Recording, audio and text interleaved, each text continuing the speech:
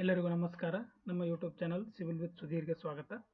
ಇವತ್ತು ಇನ್ನೊಂದು ಹೊಸ ನೋಟಿಫಿಕೇಶನ್ ಬಂದಿದೆ. ಅದರ ಬಗ್ಗೆ ಕಂಪ್ಲೀಟ್ ಇನ್ಫಾರ್ಮೇಷನ್ ಇವತ್ತಿನ ಈ ವಿಡಿಯೋದಲ್ಲಿ ಕೊಡ್ತೀನಿ. ಸೊ ಆ ಇನ್ಫಾರ್ಮೇಷನ್ ಏನಂದರೆ, ಆ ನೋಟಿಫಿಕೇಷನ್ನು BWSSB AE ಮತ್ತು JE ನೋಟಿಫಿಕೇಷನ್ ಬಂದಿದೆ. Civil, electrical, computer science, mechanical ಎಲ್ಲರಿಗೂ ನಂಬರ್ ಆಫ್ ಪೋಸ್ಟ್ ಇದೆ. ಪೋಸ್ಟ್ ಸ್ವಲ್ಪ ಕಮ್ಮಿ ಇದೆ, ಆದರೂ ಎಲ್ಲರಿಗೂ ಒಂದು ಚಾನ್ಸ್ ಇದೆ. ಯಾರ್ಯಾರಿಗೆ ಇಂಟ್ರೆಸ್ಟೆಡ್ ಇದ್ದಾರೆ ಅವರು ಅಪ್ಲೈ ಮಾಡ್ಬೋದು. ಸೊ ಅದ್ರ ಬಗ್ಗೆನೇ ಕಂಪ್ಲೀಟ್ ಡೀಟೇಲ್ಸ್ ಇವತ್ತಿನ ವಿಡಿಯೋದಲ್ಲಿ ಕೊಡ್ತೀನಿ. ವಿಡಿಯೋನ ಲಾಸ್ಟ್ವರೆಗೂ ನೋಡಿ, ಸೊ ದಟ್ ನಿಮಗೆ ಏನೇನು ಡೀಟೇಲ್ಸ್ ಇದೆ ಎಲ್ಲ ಹೇಳ್ಕೊಡ್ತೀನಿ. ಮತ್ತು ಒಂದೆರಡು ಇಂಪಾರ್ಟೆಂಟ್ ಚೇಂಜಸ್ ಕೊಟ್ಟಿದ್ದಾರೆ JEಗೆ ಮತ್ತು AEಗೆ. ಅದೇನಿದೆ ಅಂತ ವಿಡಿಯೋದಲ್ಲಿ ಹೇಳ್ತೀನಿ. ವಿಡಿಯೋನ ಲಾಸ್ಟ್ವರೆಗೂ ನೋಡಿ ನಿಮ್ಗೆ ಗೊತ್ತಾಗುತ್ತೆ. ಸೊ ಫಸ್ಟು KA ವೆಬ್ಸೈಟಲ್ಲಿ ಹೋದಾಗ ನಿಮ್ಗೆ ಗೊತ್ತಾಗ್ತಿದೆ. ಇಲ್ಲಿ ನೋಡ್ಬೋದು ನೀವು, ಇಲ್ಲಿ ಹುದ್ದೆಗಳ ವರ್ಗೀಕರಣ ಕೊಟ್ಟಿದ್ದಾರೆ, ಅದನ್ನು ನೋಡ್ಕೋಬೋದು. ಇಲ್ಲಿ ಕೆಳಗಡೆ ಕೊಟ್ಟಿದ್ದಾರೆ ನೋಡಿ, ಇಲ್ಲಿ ನೋಡ್ಬೋದು ನೀವು. ಇಲ್ಲಿ ಕಲ್ಯಾಣ ಕರ್ನಾಟಕದ ಮತ್ತು ನಾನ್ HKದು ಏನಂತ ಎರಡು ನೋಟಿಫಿಕೇಶನ್ ರಿಲೀಸ್ ಮಾಡಿದ್ದಾರೆ. ಸೊ ಅದರ ಪ್ರಕಾರ ಈಗ ನಾನು ಅಂತಂದರೆ ನಿಮಗೆ ಒಂದೊಂದಾಗಿ ನಾನು ಹೇಳ್ಕೊಡ್ತೀನಿ. ಎರಡರದ್ದು ಏನೂ ಡಿಫರೆನ್ಸ್ ಇಲ್ಲ, ಬರೀ ನಂಬರ್ ಆಫ್ ಪೋಸ್ಟ್ ಅಷ್ಟೇ ಡಿಫರೆನ್ಸ್ ಇದೆ, ಸರಿನಾ? ಸೊ ರಿಮೈನಿಂಗ್ ಏನಿದೆ ಸಿಲೆಬಸ್ಸು, ಆಮೇಲೆ ಎಕ್ಸಾಮ್ ಪ್ಯಾಟರ್ನು ಇದೆಲ್ಲ ಸೇಮ್ ಇದೆ. ಸೊ ಫಸ್ಟ್ ಬಂದುಬಿಟ್ಟು ಇಲ್ಲಿ ನೋಡ್ಬೋದು ನೀವು ಏನಂತಂದರೆ, ಒಂದು ನಿಮಿಷ. ಸೊ ಫಸ್ಟ್ ಇಲ್ಲಿ ನೋಡ್ಬೋದು ನೀವು ಏನಂತಂದರೆ, ಬೆಂಗಳೂರು ನೀರು ಸರಬರಾಜು ಚರಂಡಿ ಕಲ್ಯಾಣ ಕರ್ನಾಟಕದ್ದು ಇವತ್ತು ಬಂದಿರೋದು. ನಂಬರ್ ಆಫ್ ಪೋಸ್ಟ್ ನೀವು ನೋಡ್ಕೋಬೋದು ಎಷ್ಟೆಷ್ಟಿದೆ ಅಂತ.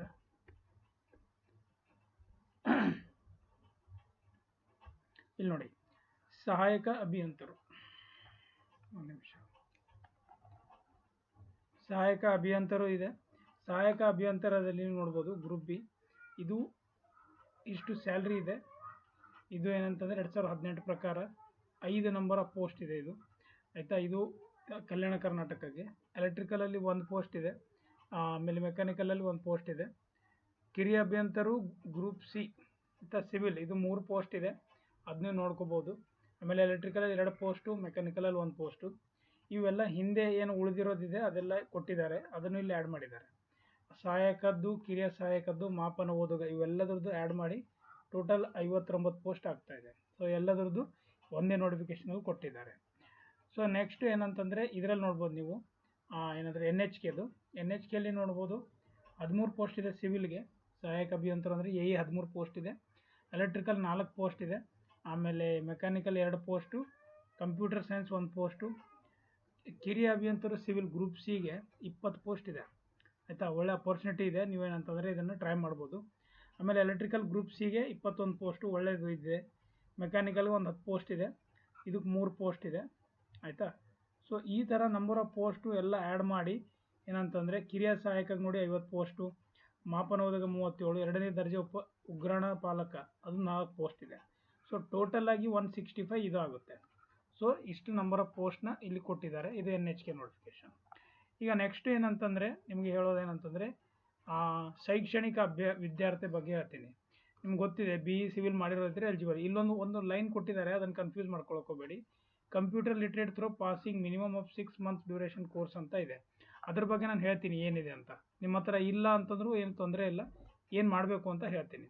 ಎಲೆಕ್ಟ್ರಿಕಲ್ ಸೇಮ್ ಇದೆ, BE ಏನಂತಂದರೆ ಎಲೆಕ್ಟ್ರಿಕಲ್ ಆಗಿರೋದಿದ್ರೆ ಎಲಿಜಿಬಲ್ ಇರ್ತೀರಾ. ಸೇಮ್ ಎಲ್ಲದಕ್ಕೂ, ಮೆಕ್ಯಾನಿಕಲು ಸಿವಿಲ್ಗೂ ಸೇಮ್ ಇದೆ. ಕಿರಿಯ ಅಭಿಯಂತರ ಸಿವಿಲ್ಗೆ 3 year diploma in civil engineering ಇರಬೇಕು, ಮಿನಿಮಮ್ 6 ಮಂತ್ಸ್. ಅದೇ ಮತ್ತೆ ಕಂಪ್ಯೂಟರ್ದಿದೆ, ಅದು ಲಾಸ್ಟಲ್ಲಿ ಹೇಳ್ತೀನಿ. ಸೇಮ್ ಇದು ನೋಡಿ, JEಗೆ ಡಿಪ್ಲೊಮಾ ಬೇಕು, AEಗೆ BE ಸಿವಿಲ್ ಬೇಕು, ಸಿಂಪಲ್ ಇದೆ. ಸಹಾಯಕಕ್ಕೆ ಎನಿ ಡಿಗ್ರಿ ಇತ್ತಂದರೆ ನೀವು ಅಪ್ಲೈ ಮಾಡ್ಬೋದು. ಕಿರಿಯ ಸಹಾಯಕ ಇತ್ತಂದರೆ PUC or equivalent qualification 1 year duration course in computer basic ಅಂತ ಕೇಳ್ತಾ ಇದ್ದಾರೆ.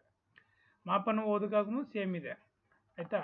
ಈಗ ಈ ಎಲ್ಲ ಕ್ವಾಲಿಫಿಕೇಷನಲ್ಲಿ ಒಂದು ಇಂಪಾರ್ಟೆಂಟ್ ಇದೆ. ಅಭ್ಯರ್ಥಿ ಹುದ್ದೆಗೆ 60 ಪರೀಕ್ಷೆ ಒಟ್ಟಾರೆ ಕನಿಷ್ಠ 50 ಅಂಕ ಗಳಿಸದಿದ್ದಲ್ಲಿ ಮಾತ್ರ ಅರ್ಜಿ ಸಲ್ಲಿಸಲು ಅರ್ಹತೆ. ಅಂದರೆ ಇವೆಲ್ಲದ್ರ ಮೇಲೆ ನಿಮ್ಮದು 50% ಇರಬೇಕು, ನಿಮ್ಮದು ಡಿಗ್ರಿಯಲ್ಲಿ ಇದ್ದರಷ್ಟೇ ನೀವು ಅಪ್ಲೈ ಮಾಡೋಕ್ಕೆ ಬರುತ್ತೆ, ಇಲ್ಲಾಂದರೆ ಬರೋದಿಲ್ಲ. ನೆಕ್ಸ್ಟು ಇಂಪಾರ್ಟೆಂಟ್ ಇದೆ ಇಲ್ಲಿ.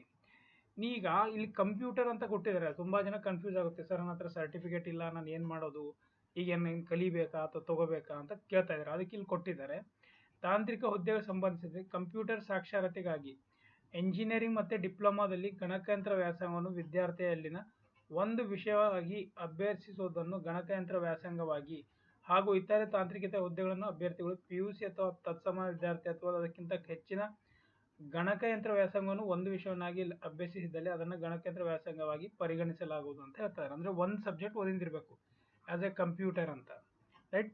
ಸೊ ನಾವಂತೂ ಓದಿದ್ದೀವಿ, ಡಿಪ್ಲೊಮಾದಲ್ಲಿ ನಾವಂತೂ ಓದಿದ್ದೀವಿ. ಇಂಜಿನಿಯರಿಂಗಲ್ಲೂ ಸಪ್ರೇಟ್ ಇಷ್ಟೆಲ್ಲ ಓದಿದ್ದೀವಿ ಅಂತಂದರೆ ಅದನ್ನು ಕನ್ಸಿಡರ್ ಮಾಡ್ತಾರೆ, ಅದೇನು ಇಶ್ಯೂ ಆಗೋದಿಲ್ಲ, ಸರಿನಾ. ಸೊ ಅದ್ರ ಬಗ್ಗೆ ಜಾಸ್ತಿ ಯಾರು ತಲೆ ಕೆಡಿಸ್ಕೊಳ್ಳೋಕೆ ಹೋಗಬೇಡಿ.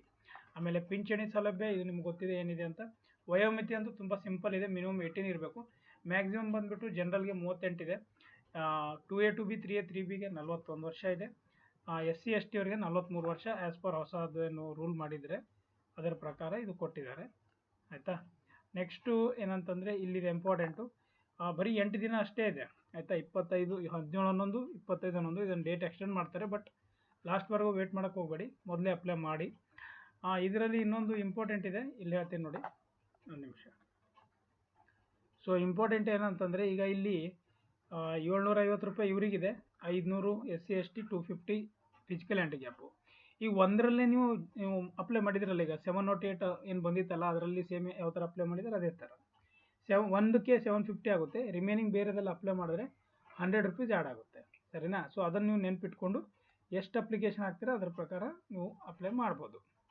ನೆಕ್ಸ್ಟು ಸ್ಪರ್ಧಾರ್ಥಕ ಪರೀಕ್ಷಾ ವಿಧಾನ ನಿಮ್ಮೆಲ್ಲರಿಗೂ ಗೊತ್ತಿದೆ, ಒಂದು GK ಪೇಪರ್ ಇದೆ ಮತ್ತು ಒಂದು ಟೆಕ್ನಿಕಲ್ ಪೇಪರ್ ಇದೆ. AEಗೆ ಮತ್ತು JEಗೂ ಅದೇ ಥರ ಮಾಡಿದ್ದಾರೆ. ಇವಾಗ ಕಡ್ಡಾಯ ಕನ್ನಡ ಬಗ್ಗೆ ನಿಮ್ಗೆ ಗೊತ್ತೇ ಇದೆ, ಮತ್ತು ಅದರಲ್ಲಿ ನಾನು ಹೇಳೋದೇನು ಬೇಕಾಗಿಲ್ಲ. KEA ಅಥವಾ KPS ಇಂದ ಪಾಸ್ ಆಗಿರೋದಿದ್ದರೆ ನೀವು ಯಾವುದೇ ಬರೆಯೋದು ಬೇಕಾಗಿಲ್ಲ. ಇಲ್ಲಾಂದರೆ 150 ಮಾರ್ಕ್ಸ್ ಒಂದು ಎಕ್ಸಾಮ್ ಇರುತ್ತೆ, ಅದನ್ನು 50 ಮಾರ್ಕ್ಸ್ ತೊಗೊಂಡು ಕ್ವಾಲಿಫೈ ಮಾಡಬೇಕು. ತುಂಬ ಸಿಂಪಲ್ ಇದೆ, ಸರಿನಾ. ಈಗ ನೆಕ್ಸ್ಟ್ ಇಂಪಾರ್ಟೆಂಟ್ ಇರೋದನ್ನ ಸ್ವಲ್ಪ ಡಿಸ್ಕಸ್ ಮಾಡೋಣ. ಪ್ರಶ್ನೆ ಪತ್ರಿಕೆ ಮತ್ತು ಪಠ್ಯಕ್ರಮ. ಇಲ್ಲಿ ನೋಡಿ, ಸಹಾಯಕ ಅಭಿಯಂತರ ಎಲೆಕ್ಟ್ರಿಕಲ್ಲು, ಸಹಾಯಕ ಅಭಿಯಂತರ ಮೆಕ್ಯಾನಿಕಲ್, ಇವೆಲ್ಲದಕ್ಕೂ ಗೊತ್ತಿದೆ. ಪತ್ರಿಕೆ 1, ಪತ್ರಿಕೆ 2 ಇದು ನಿರ್ದಿಷ್ಟ ಇದೆ, ಇದು 300 ಮಾರ್ಕ್ಸ್ ಇದೆ, ಇದು 2 ಅವರ್ ಟೈಮ್ ಕೊಟ್ಟಿದ್ದಾರೆ, ಚೆನ್ನಾಗಿದೆ, ಪರವಾಗಿಲ್ಲ. ಬಟ್ ಇವ್ರು ಏನು ಮಾಡ್ತಾ ಇದ್ದಾರೆ ಅಂದರೆ ನಿರ್ದಿಷ್ಟ ಪತ್ರಿಕೆದು ಏನಂತಂದರೆ ಸಿಲೆಬಸ್ಸೇ ಬಿಡ್ತಾ ಇಲ್ಲ. ತುಂಬ ಜನ ಕನ್ಫ್ಯೂಸ್ ಆಗ್ತಿದೆ ಏನು ಓದಬೇಕಂತ, ಆಯಿತಾ. ಸೊ ಅದಕ್ಕೆ ನಾವೆಲ್ಲರೂ ರಿಕ್ವೆಸ್ಟ್ ಮಾಡಬೇಕಾಗುತ್ತೆ ಬೇಗ ಬಿಡಿ ಅಂತ. ನೆಕ್ಸ್ಟು ಇಲ್ಲಿ ಒಂದು ಒಳ್ಳೆಯ ಪಾಯಿಂಟ್ ಏನಂತಂದರೆ, ಯಾರು JE ಇದ್ದೀರಾ ಅವರಿಗೆ, ಕಿರಿಯ ಅಭಿಯಂತರು ಸಿವಿಲ್ಲು, ಎಲೆಕ್ಟ್ರಿಕಲ್ಲು, ಮೆಕ್ಯಾನಿಕಲ್ ಅವರಿಗೆ ಒಳ್ಳೆ ಪಾಯಿಂಟ್ ಏನಂತಂದರೆ ಇಲ್ಲಿ ನಿರ್ದಿಷ್ಟ ಪತ್ರಿಕೆ ಅಂದರೆ ಆ್ಯಡ್ ಮಾಡಿದ್ದಾರೆ. ಅಂದರೆ ಇದಕ್ಕೂ ಟೆಕ್ನಿಕಲ್ ಇದೆ, ಇದು ಗೊತ್ತಾಗ್ತಿದೆಯಾ, ಡಿಪ್ಲೊಮಾದಲ್ಲೂ technical. So it is a plus point for AE JE ಯಾರ್ಯಾರು ಅಪ್ಲೈ ಮಾಡ್ತಿದ್ದಾರೆ, ಎರಡಕ್ಕೂ ಪ್ಲಸ್ ಪಾಯಿಂಟ್ ಇದೆ. ಬಟ್ ಇಲ್ಲಿ ಏನಂದರೆ ಇದು 100 ಮಾರ್ಕ್ಸು, ಇದಕ್ಕೆ 100 ಇದೆ, ಅದಕ್ಕೆ 300 ಇದೆ, ಪರವಾಗಿಲ್ಲ. 100 ಇದೆ, 200 ಮಾರ್ಕ್ಸ್ಗೆ ಎಕ್ಸಾಮ್ ಬರೆಯೋದಿದೆ, ಒಳ್ಳೆ ಚಾನ್ಸ್ ಇದೆ, ಅಪರ್ಚುನಿಟಿ ಒಂದು ಬಂದಿದೆ ತುಂಬ ದಿವಸ ಆದಮೇಲೆ. ಅದು ಏನಂತಂದರೆ 20 ಪೋಸ್ಟ್ ಇದೆ, ಚೆನ್ನಾಗಿದೆ, ಪರವಾಗಿಲ್ಲ.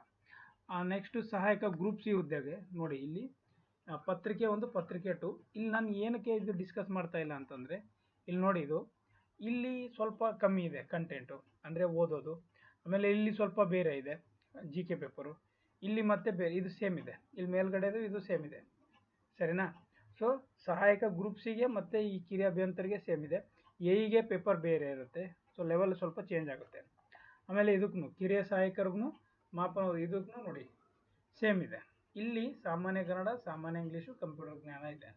100 ಮಾರ್ಕ್ಸ್ ಇರುತ್ತೆ, 2 ಅವರ್ ಟೈಮ್ ಇದೆ, ಆಯಿತಾ. ನೆಗೆಟಿವ್ ಮಾರ್ಕಿಂಗ್ ಇದ್ದೇ ಇರುತ್ತೆ. 5th ಆಪ್ಷನ್ ಕೊಡ್ತಾ ಇದ್ದಾರೆ ಎಲ್ಲ ಕಡೆ, ಅದನ್ನು ನೆಗೆಟಿವ್ ಇರುತ್ತೆ, ನೀವು ಅಪ್ಲೈ ಅದರಲ್ಲಿ ನೀವು ಅದನ್ನು ನೋಟ್ ಮಾಡಲಿಲ್ಲ ಅಂದರೆ, ಸರಿನಾ. ಇದಿಷ್ಟು ಇಂಪಾರ್ಟೆಂಟ್ ಇದೆ, ಇದನ್ನು ನೀವು ನೆನ್ಪಿಟ್ಕೋಬೇಕು. ಇದನ್ನು ಬಿಟ್ಟು ಬೇರೆ ಅದರಲ್ಲಿ ಏನು ಇಂಪಾರ್ಟೆಂಟ್ ಇಲ್ಲ. ಇನ್ನೊಂದು ಏನಂತಂದರೆ ಈಗ ನಿರ್ದಿಷ್ಟ ಪತ್ರಿಕೆ ಯಾಕೆ ಸಿಲೆಬಸ್ ಬಿಡ್ತಾ ಇಲ್ಲ, ಅದನ್ನು ಬಿಡ್ಬೋದು, ಯಾಕೆಂದರೆ 708 ಇನ್ನೂ ಬಿಟ್ಟಿಲ್ಲ. ಈಗ ಇನ್ನೊಂದು ಇಂಪಾರ್ಟೆಂಟ್ ಅಂದರೆ ಈಗ KPCL ಎಕ್ಸಾಮು ಆಗೋದಿದೆ. ಈ KPCL ಇವೆಲ್ಲ ಅಪ್ಲೈ ಮಾಡಿರೋದು ಇವೆಲ್ಲನೂ ಅವರು ಟೈಮ್ ಟೇಬಲ್ ಮಾಡಬೇಕಾಗುತ್ತೆ. ಸೊ ಅವ್ರು ತುಂಬ ಈ ಫಸ್ಟ್ ಬಿಟ್ಟಿರೋ 708 ಅಂತೂ ನಾನು ಡಿಸೆಂಬರಲ್ಲಿ ಮಾಡ್ತೀನಿ ಅಂತ ನಮ್ಮದು ಕಾರ್ಯನಿರ್ವಾಹಕ ಪ್ರಸನ್ನ ಅವರು ಹೇಳಿದ್ದಾರೆ, ಸರ್ ಹೇಳಿದ್ದಾರೆ. ಸೊ ಅದರಲ್ಲಿ ಡಿಸೆಂಬರಲ್ಲೋ ಜನವರಿಯಲ್ಲಿ ಮಾಡ್ತಾರೆ. ಅದಾದಮೇಲೆ next Karnataka small industries exam ಮಾಡ್ತಾರೆ, ಅದಾದಮೇಲೆ ಇದೇ ಎಕ್ಸಾಮ್ ಆಗುತ್ತೆ. ಸೊ ಯಾವ ಥರ ಅಪ್ಲಿಕೇಶನ್ ಹಾಕಿದರೆ ಯಾವ ಥರ ಎಕ್ಸಾಮ್ಸ್ ಆಗುತ್ತೆ. ಸೊ ಬಿ ರೆಡಿ, ಏನಂತಂದರೆ ಚೆನ್ನಾಗಿ ಪ್ರಿಪ್ರೇಷನ್ ಮಾಡೋಣ, ಆಯಿತಾ. ಸೊ ಇದಿಷ್ಟು ನಿಮ್ಗೆ ಇನ್ಫಾರ್ಮೇಷನ್ ಕೊಡಬೇಕಿತ್ತು. ಇನ್ನೊಂದು ಏನಂತಂದರೆ ಇಲ್ಲಿ ಕೊಟ್ಟಿದ್ದಾರೆ ನೋಡಿ, ಒಂದು ನಿಮಿಷ ನಿಮ್ಗೆ ತೋರಿಸ್ತೀನಿ. ಇಲ್ಲಿದೆ ಏನಂತಂದರೆ ಈ ವೆಬ್ಸೈಟಲ್ಲಿ ಹೋದಾಗ ಇಲ್ಲಿ ಹುದ್ದೆಗಳ ವರ್ಗೀಕರಣ ಮೇಲೆ ಕ್ಲಿಕ್ ಮಾಡಿದಾಗ ಓಪನ್ ಆಗ್ತದೆ. ಒಂದು ನಿಮಿಷ, ಇದು ಆಗ್ತಾ ಇಲ್ಲ, ಯಾಕೆಂದ್ರೆ ಇಲ್ಲಿ ಕೊಟ್ಟಿದ್ದಾರೆ ಎಷ್ಟು ನಂಬರ್ ಆಫ್ ಪೋಸ್ಟ್ ಇದೆ ಏನಿಲ್ಲ ಅಂತ.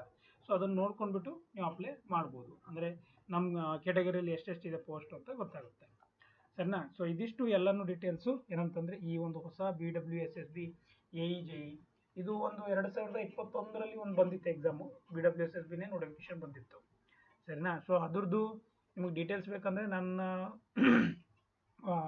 ಯೂಟ್ಯೂಬ್ ಚಾನಲಲ್ಲಿ ಇದೆ, ನೀವು ಹೋಗಿ ನೋಡ್ಬೋದು. ಅದ್ರ ಪೇಪರು ಇದೆ, ಕ್ವಶನ್ ಪೇಪರು ಇದೆ, AE ಎರಡೂ ಓದಿತ್ತು ಸರಿನಾ.